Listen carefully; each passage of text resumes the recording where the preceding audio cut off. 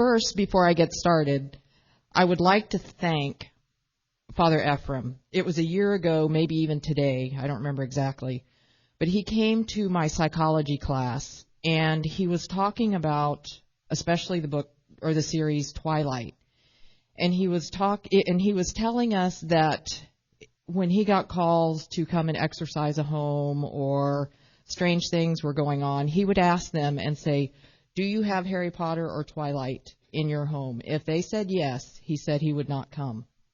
And he said one of the problems is that the demonic influence of reading these books, meaning you can't stop thinking about them.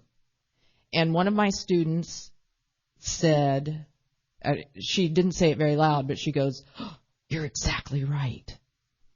And so that got me thinking. And then I remember when I was growing up and about their age, and a long time ago, and I remember I'd be in the living room and my mother would be in the kitchen and she would call out and say, "Have you finished your homework?" Be almost. Now that meant I was going to do it later. "What are you doing?" "I'm watching TV." "Are you watching something good?" "Yes." "Okay." And I can just imagine in this day and age, "What are you doing?" "Reading." "Oh, wonderful." "What are you reading? Are you reading something good?" "Oh, yes." Okay. And so it was really Father Ephraim coming to that class why I'm up here today. And then I had the students last year. We took a look at Harry Potter and Twilight. And Leviathan is new. I only learned about that day before yesterday. So I don't have as much information on that, but it's much more popular than we realize. And then after we look at what's really behind these books, then we'll get into the role-playing games, which is there is a world out there that we have no idea exists. It is absolutely amazing. And so I think being forewarned is forearmed. So the purpose of this talk is to give you information so that you know what's going on out there. And it's not necessarily just teenagers. Mainly the books are geared towards teenagers, and especially young teens, junior high school. But the online role-playing games, many, many adults play those. And as we get into that, there's the most popular one, World of Warcraft. Estimates are at 17 million people over the world, all over the world, play it. But we'll get into those statistics. And I want to, and just so I don't forget later on, but I want to thank, some of you know Tony Papa from California, and it was after Father Ephraim's class last year that she said, "Sister, you don't know how popular and addicting the role-playing games are. They're much worse than the books."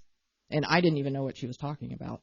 So anyway, and I really think the generation that's my age and older, or maybe one generation younger than me, I don't think we have an idea of what's going on out in the world. And so, as I said before, the purpose of this is to provide information, because being forewarned is forearmed. And I think you'll see through the talk that the attack is indirectly on Our Lady of Fatima, meaning the attack on the sacrifice of daily duty. Because you become so overwhelmed, so consumed, just like Father was talking about with the music, that's all you can think about are these books or these games. And therefore you don't do your homework. Maybe you don't go to work. Don't go to school. And in fact, Tony Papa, the one I was mentioning before, she said that the only reason she quit playing was because her younger sister came to her and said, "Tony, you never spend time with the family anymore." And that was a grace that she cooperated with. And as a matter of fact, she sold her World of Warcraft, the level where she was, and it was enough money to pay for her tuition to come to school here her senior year. So there's a lot of money involved with these games also. So what I would like to do is start with the books. And Harry Potter, I can't imagine that anyone has not heard of Harry Potter. And there are 7 books, and movies have been made about each of the books and are being made. I'm not exactly sure which movie is getting ready to come out. I'm sure that you know someone that does know what the next movie is going to be, or at least someone close to you that would know. And also, one thing that fascinated me, and this was several years ago, is Harry Potter has been translated into Latin. And every now and then I teach Latin, and I just thought that was very fascinating and wondered why. And I really don't know why, other than many of the curses and the spells in the series are in Latin, and J.K. Rowling, the author of the Harry Potter series, authoress, I should say, said that most of the spells she just made up, but she did also consult some witches, and some of the spells in there are real in the books. I don't know which. I've never read the books. I don't know which ones are and which ones are not. But I think it's interesting, and this was from an interview of Time magazine 10 years ago, where she was saying that she never intended these books to be for younger children because she knew how the series was going to go. And as you progress in the series, there's murder. Throughout the series, Harry Potter is, he lies, he rebels against authority, but he's made to look good. And another common denominator that we're going to see throughout the presentation is that evil is made to look good. And fascinating and alluring and attractive rather. So that is a picture of J.K. Rowling. And one of the things when I was doing the research that I thought was very, very interesting is the Horcrux. And what that is the splitting of one's soul by a supreme act of evil, say, for example, murder, and placing it in a separate object. And these are used to gain immortality. And Voldemort, who is the antagonist, the bad guy in Harry Potter, creates 7 of these Horcruxes. And as you can see, Harry Potter is one of them.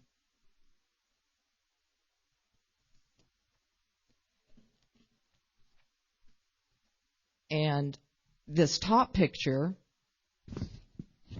he looks like a snake. It's made to look like a snake. And he is, his name is, what is his name? What's that? Voldemort. And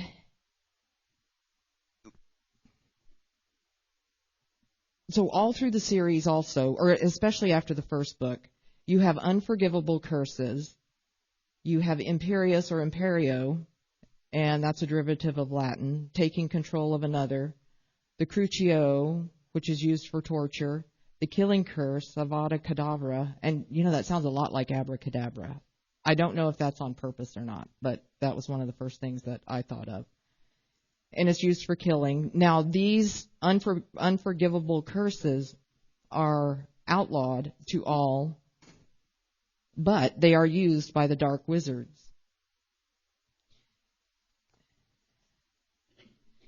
Now, also, what I think is interesting is this girl up here.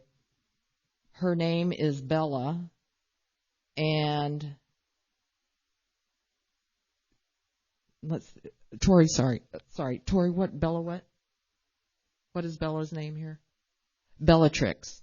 Now, in the Twilight series, the heroine's name is Bella, and I wonder if there's any significance there. I don't know, but that was one of the things that stood out also. And this is a Bible quote from the Apocalypse, and I have many quotes talking about sorcery, divination, soothsaying, fortune-telling, where the Bible is condemning these. So after the talk, I have a whole list, if you're interested in those, But this one I thought was particularly apropos, and especially since it is in the apocalypse.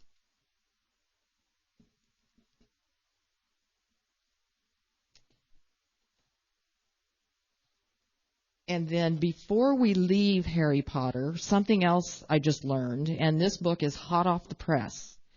I called Barnes & Noble. They hadn't heard of it yet. I called Borders, and I called Auntie's Bookstore. That's a big bookstore here in Spokane. They had not heard of it yet, but the name of it is Baptizing Harry Potter. Have any of you heard of that? And I called. It's put out by Veritas Press. And Paulist Press, I think, is distributing it. Well, I called Paulist Press, and I asked them if they would. I told them I was a teacher. I didn't really tell them where I was from. And I asked if they would send me a complimentary copy that I was a teacher. And they said, well, we'll send you a complimentary copy if you buy enough copies for the class. And so I said, well, no, thank you. And it is written by a Vatican II monk.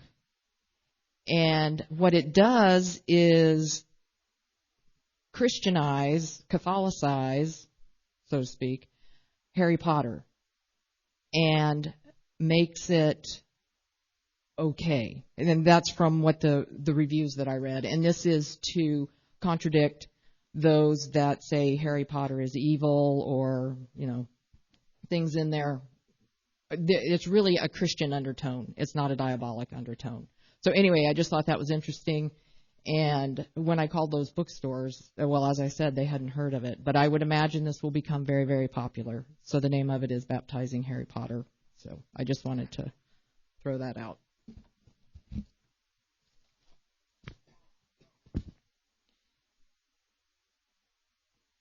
So in taking a look at Harry Potter, really and truly, the bottom line, it might look like just, a fun fantasy story and all fun and games, but the problem is will it, and it does, pique the interest of these younger children, teenagers, maybe even adults, to dabble maybe just a little bit in the black arts. Let's try one of those curses in there, one of those spells, and see what happens.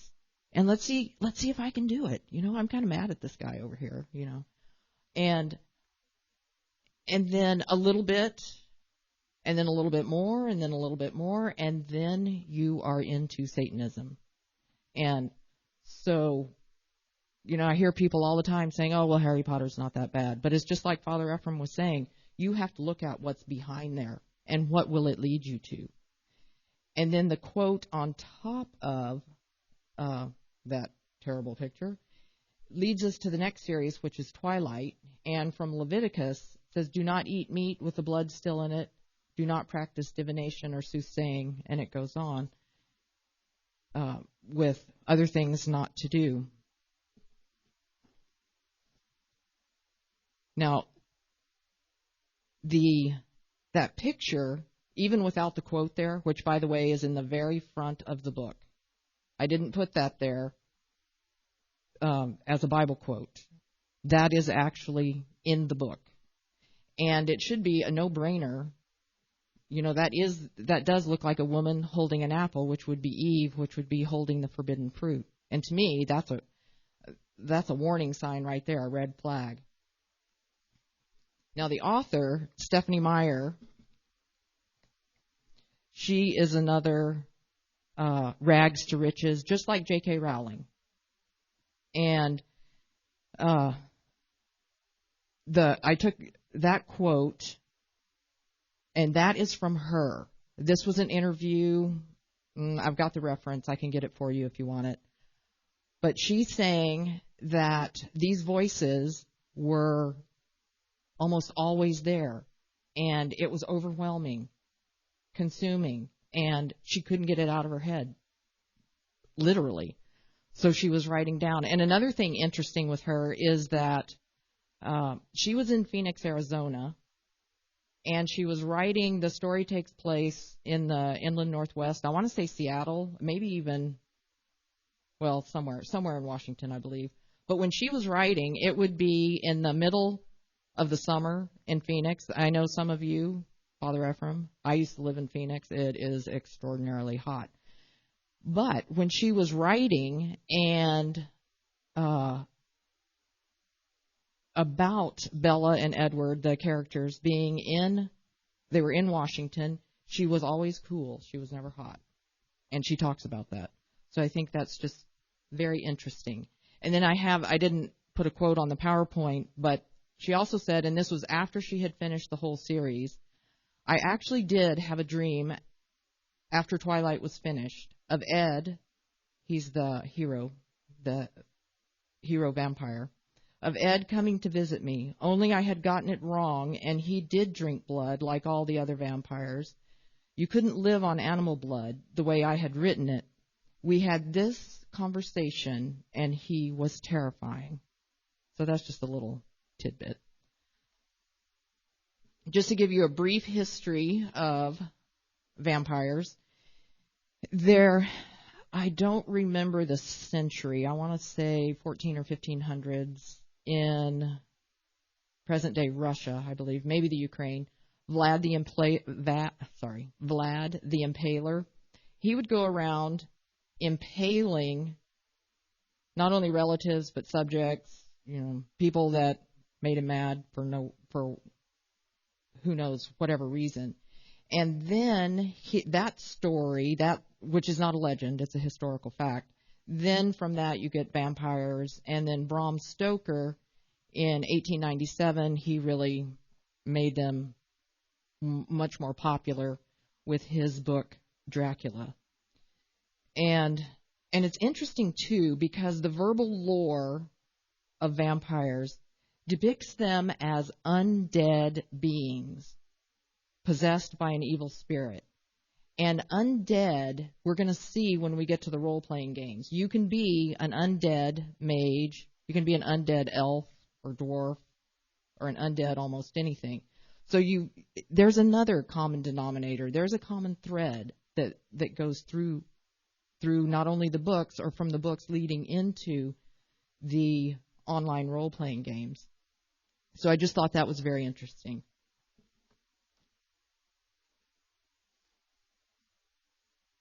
And then from Genesis, but flesh with its life, that is, its blood, you shall not eat. And blood is the life principle.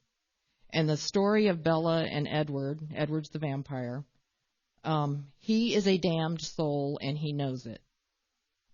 And Bella, he wants to keep Bella from becoming a vampire. So he appears very noble because he will only drink animal blood. Okay, so that, looks great.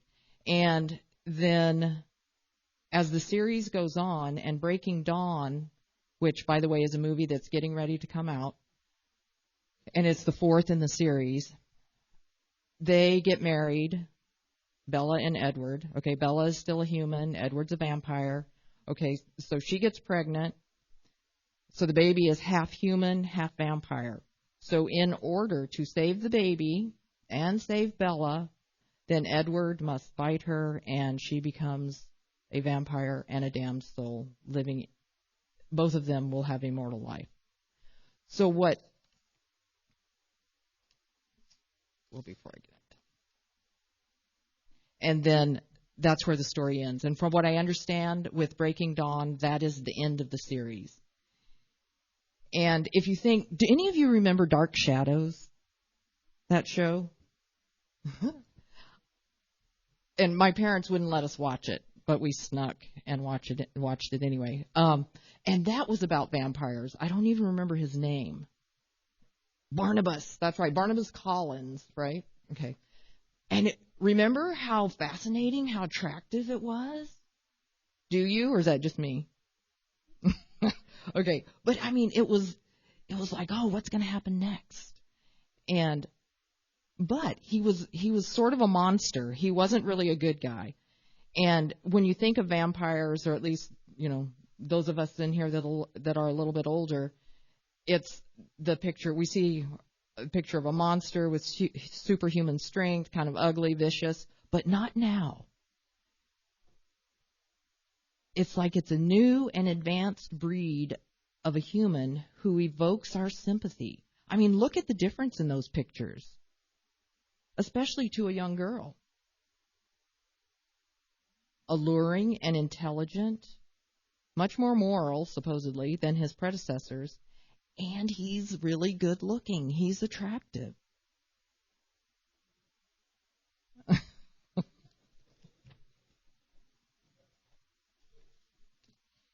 And then in this quote, and I believe this is from the book Twilight, this is a direct quote,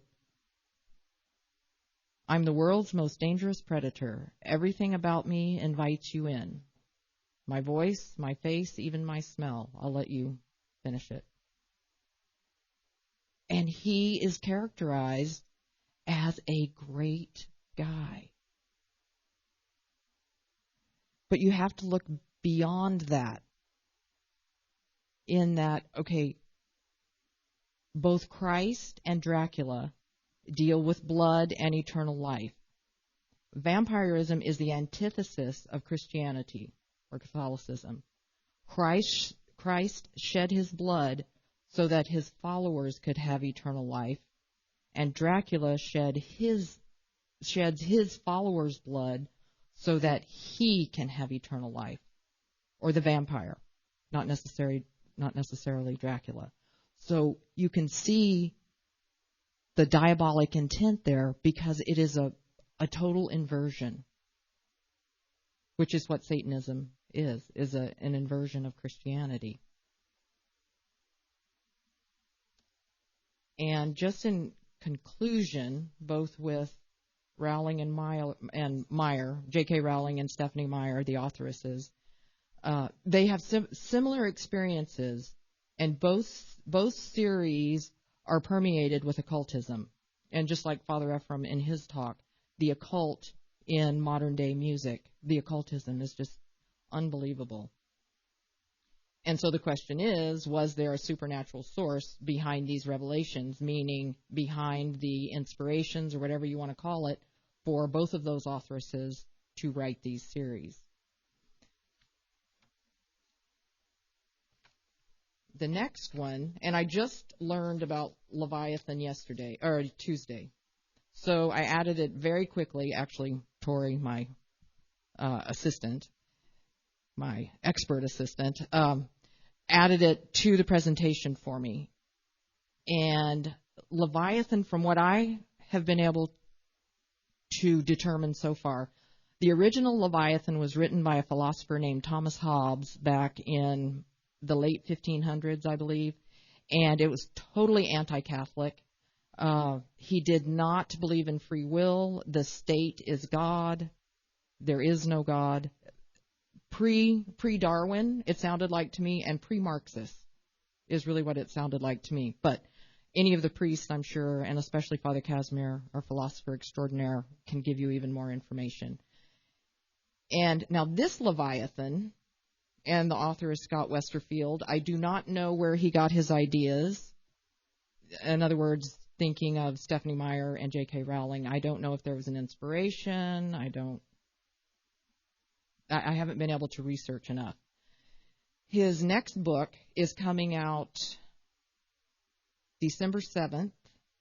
I believe it's October 31st. And the name of that book is Behemoth, Behemoth, Behemoth. Thank you. And so Leviathan in the Bible is a sea monster. The other one is a land monster.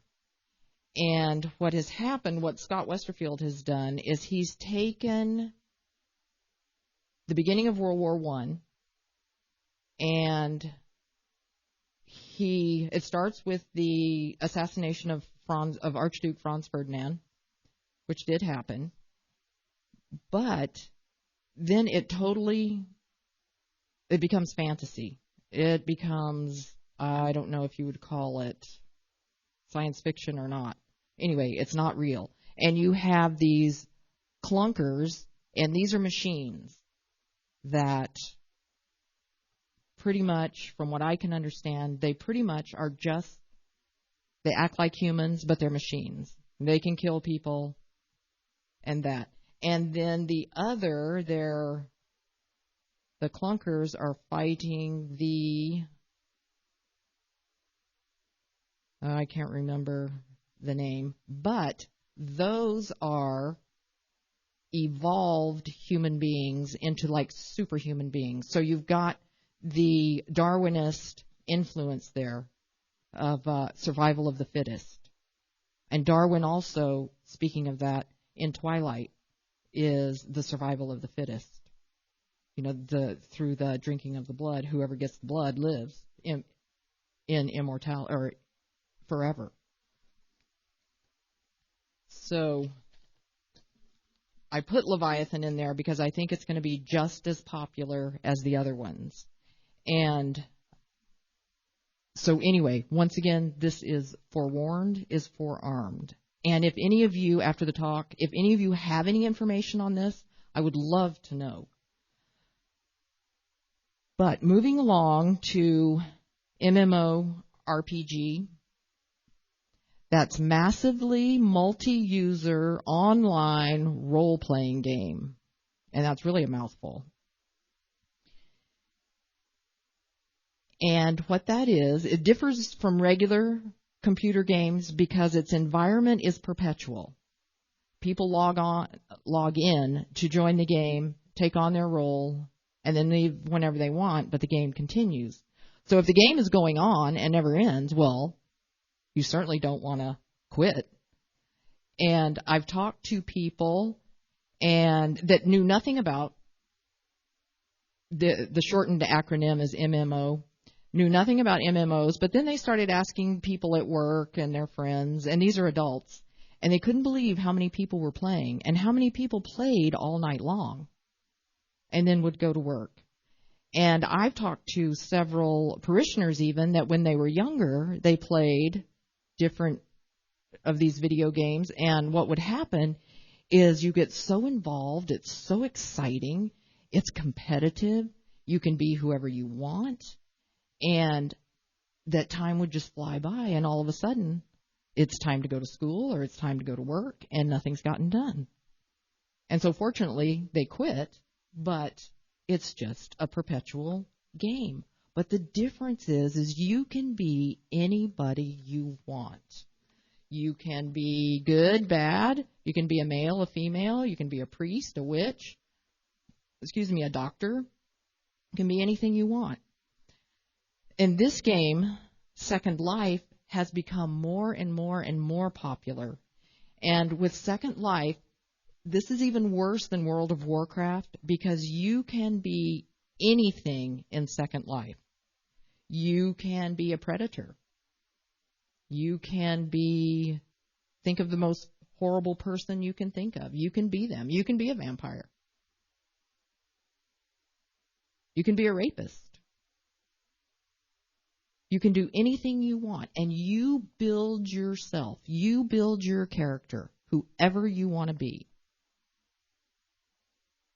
And to get into these games, it's free until you're hooked, so to speak. And then what you do is you buy, like in World of Warcraft, you buy expansion packs.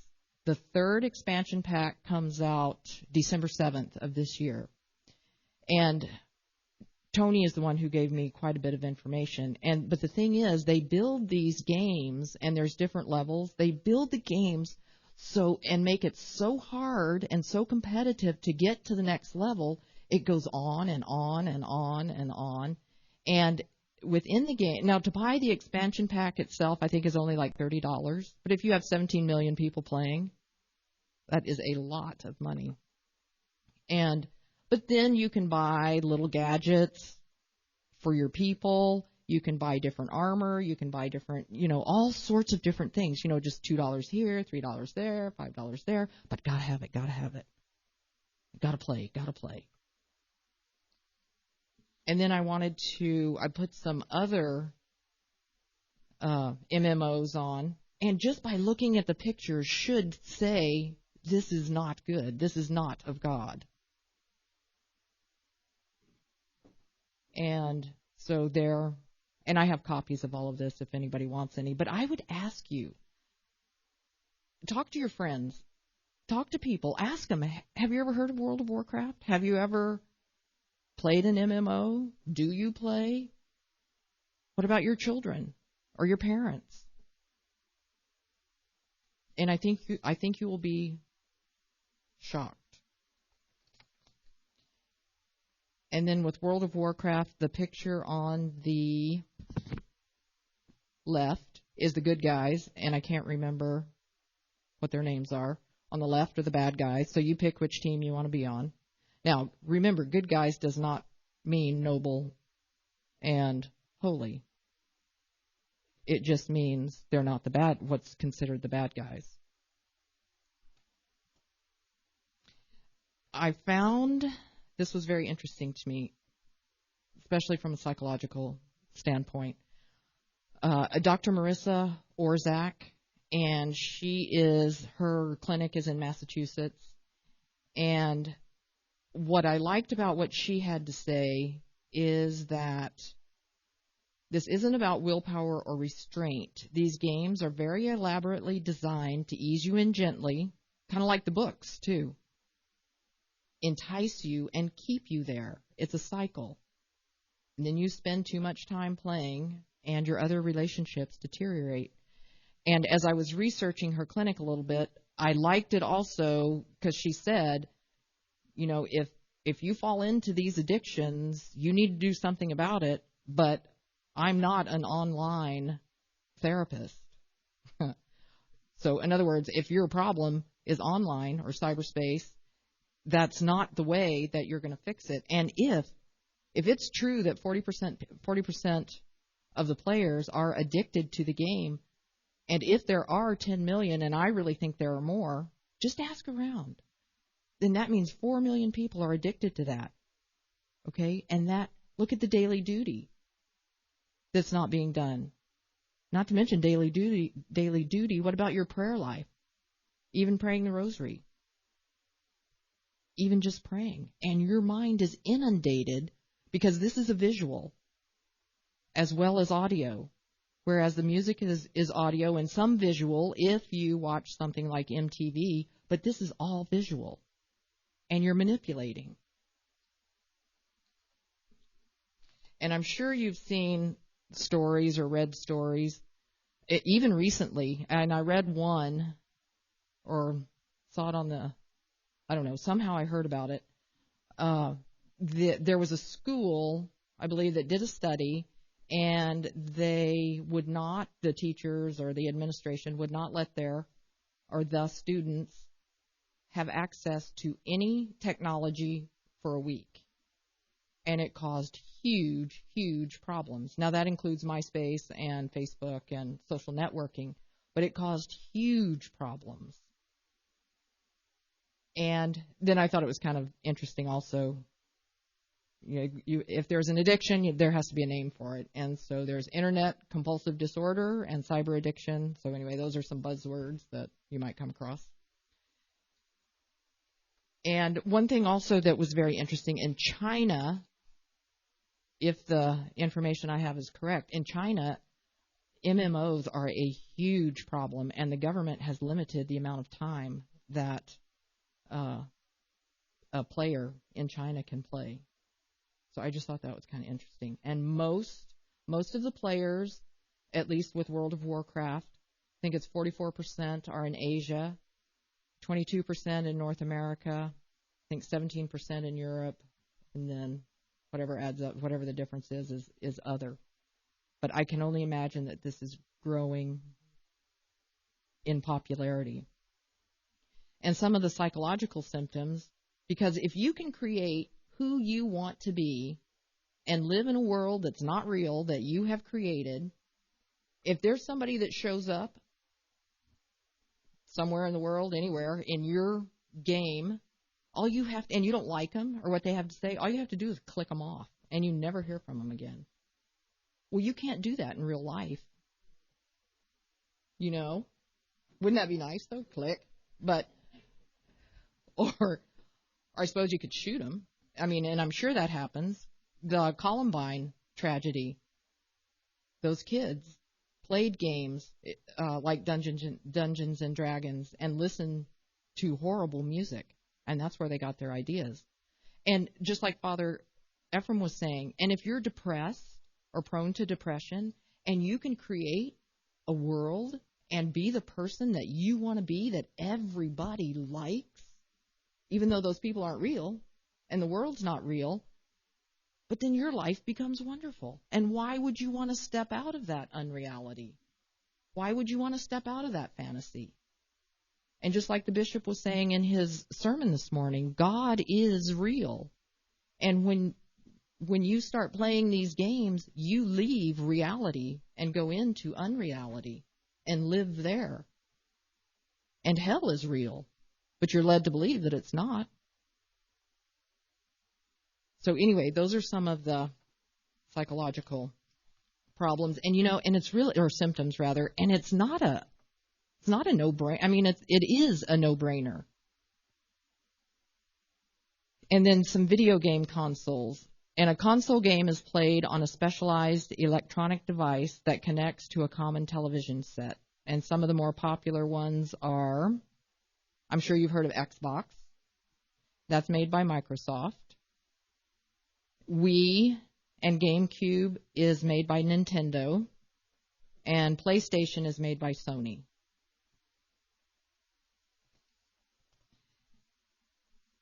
Now the next slide. This is a little bit different than the MMOs. These are called first-person shooters. Has anyone ever heard that term, first-person shooter? Okay. And what this is a video game genre that centers around gun and projectile weapon-based combat through the first-person perspective. You're the one chasing the guys. You're the one killing people and trying to get away from the bad guys or whoever. So the player experiences the action through the eyes of the protagonist. Okay? So if good is killing, then, how great. And also, as in these MMOs and first-person shooter games, because they're so exciting and they're so real, your adrenaline gets going, which is a natural yes. Okay? So, and in order to repeat that, to get the same high, it's the same thing as a runner's high, and but it's natural, then you have to play more and more and more, and it's more intense. You need to find something more intense and more intense and more intense, and spend more time and more time and more time. And then in the top right-hand corner on that slide is a picture of the Columbine killers. And these games can make people, and I would say a lot of times, makes them more aggressive. And why? Because in the real world, people aren't acting like they want them to, like the player wants them to. He or she, the player, in their unreal world, is in control of everything. They basically become a god. And then that picture of the little boys, I guess they look like little boys to me. But that it can be girls also. And I'm sure children this young have gotten into video games and Xbox and things like that. Would you agree? See? And so you start at a young age like that. Then you get desensitized, and then it becomes okay. It's okay to kill somebody. It's okay to disobey your parents. It's okay to do whatever you want, because they don't know anything else. And then I wanted to, here's a list of the 10 most violent games. And, some of the, like Grand Theft Auto, that should be a red flag. If, your child or relative or student or friend or whatever, hey, let's go play Grand Theft Auto, or let's go buy Grand Theft Auto. That should be a red flag. Or Killer 7. Gang Wars. So anyway, and I have this available if anyone wants it. And then, Tori, if you would go back to the slide, the one, I wanted to make one comment. slide number 22.